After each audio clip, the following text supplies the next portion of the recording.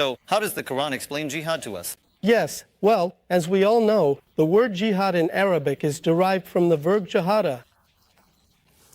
Jahada, or jad or jud, means to put forth every kind of effort and strive as much as possible. When we talk about jihad in the way of Allah, it should be understood as serving the true religion of Islam by using all the physical, financial, and intellectual means and abilities that a person has been granted by Allah in order to earn His approval. From your definition, this is what I understand. This is not something limited to a certain period, a certain place, time, or anything like that. Absolutely. In fact, it's a way of struggle that should be spread throughout the entire life of a believer, a philosophy of life. Absolutely.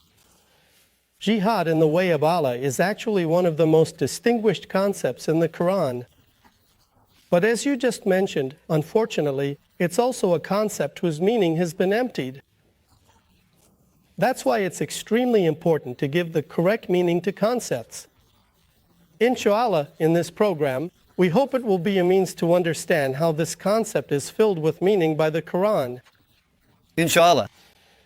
In the Quran, the most common and dominant meaning of the word jihad is to make every effort and strive in the way of Allah.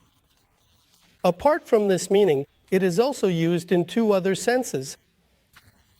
In the Quran, a total of 40 words derived from the root jahada appear in 36 different verses. Here, the common and dominant meaning is to exert effort and strive in the way of Allah. Apart from this, it is also used in two other senses. Let me briefly mention those as well.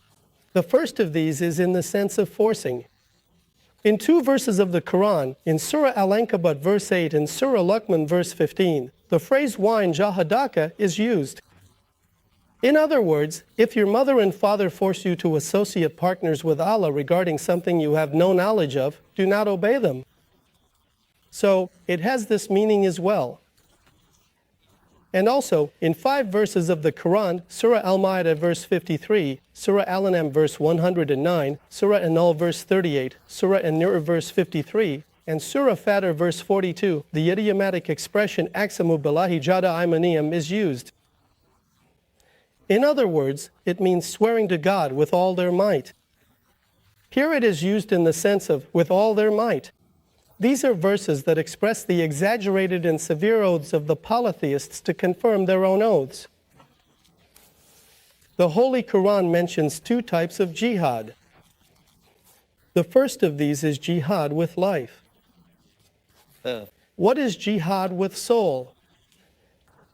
Jihad with one's soul is the name given to every kind of effort and endeavor that a person makes by sacrificing his work, sweating his brow, and sweating his brain solely for the purpose of gaining Allah's consent and serving the manifest religion of Islam.